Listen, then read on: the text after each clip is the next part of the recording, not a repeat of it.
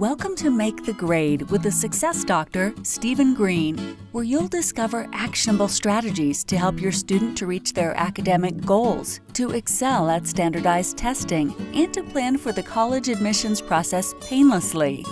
And now, here's your host, Dr. Stephen Green.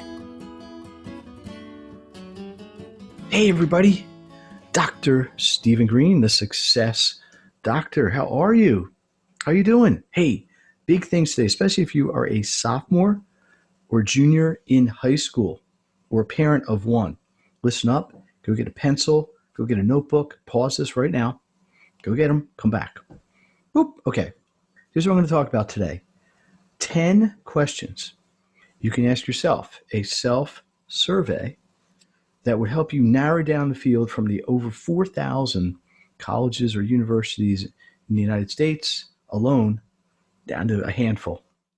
Okay?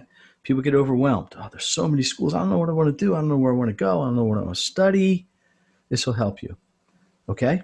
So there are going to be 10. Now, look, we talk a lot about organization. We talk a lot about information management. So this is basically going to get presented in something that will be very easy for you to outline. As with all of the Make the Grade podcasts, this is about things that you can take action with right away. Take action. Do something. Maximize your education. Also, there's an accompanying PDF that goes with this. If you go to makethegrade.net, then to the podcast tab, it should be there with the show notes if you want to make your life a little bit easier. Anyway, let's get to it. So, question number one, location.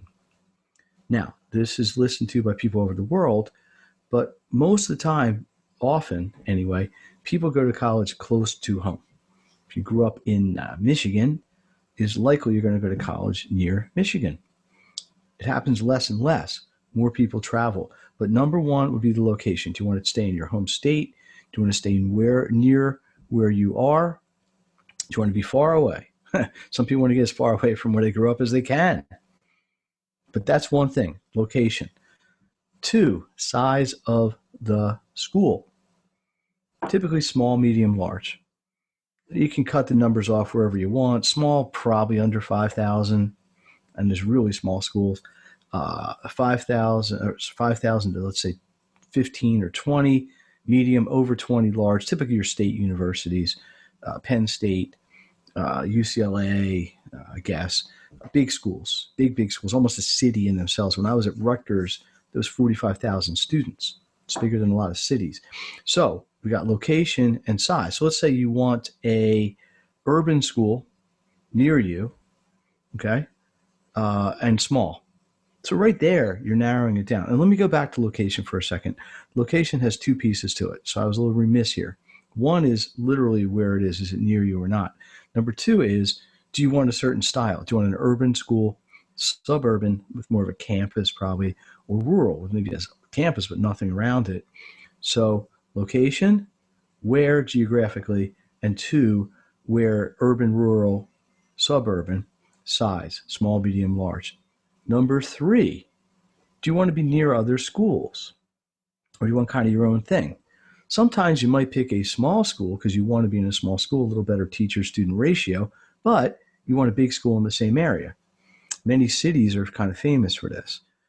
You might have a giant university with a bunch of little colleges, but you can kind of tap in to what's going on at these big schools, sometimes academically, but socially or whatever.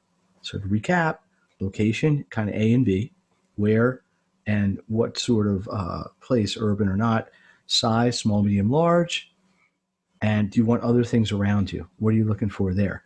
Number 4, let's talk about academics and a major. Maybe you're going to pick a school because they are excellent in the particular topic you want to study. Maybe you want to be a marine biologist, so you go to a school that has a really strong marine biology program. Maybe you want to be a marine biologist, so you got to rule out schools that do not have a marine biology program. So your major or your academics. Number 5, do you have any kind of special interest? A sport, a hobby? Do you want to play tennis in college? Do you want to be in plays? Do you want to be on the newspaper? Do you want to write for the newspaper? Do you want to be on the radio station? You may want to pick a school because they have an opportunity for you to take advantage of this. 6, got to talk about this at some point, cost. Schools are expensive. Mucho dinero, expensive. Sometimes you got to cross them off your list because you don't want to spend $70,000 a year, even if you can qualify for aid. Let's recap because we just got done 6. We're a little bit more than halfway. Number 1, location, A, B. Where it is, near where you live, urban, suburban, rural. 2, size, small, medium, large. 3, how close is it to other schools? 4, major or your academics. 5, any personal special interests. 6, cost. Number 7, legacy considerations. Did your parents go to a particular college you want to go to, or you have a cousin, grandparents, uncles, aunts, great nephews, godfathers, godmothers, whatever. Sometimes this is a big thing. Some colleges will give preferential admissions to legacy students. Some don't, some do. Just something to consider. 8, your academic rigor. Clearly, some colleges are very well known for how difficult they are academically. Some are not. It's okay. You don't want to overdo it. If you're let's say, an above average high school student, you don't want to go to a school where you're going to be overmatched. You also won't want to go to one where it's going to be too easy.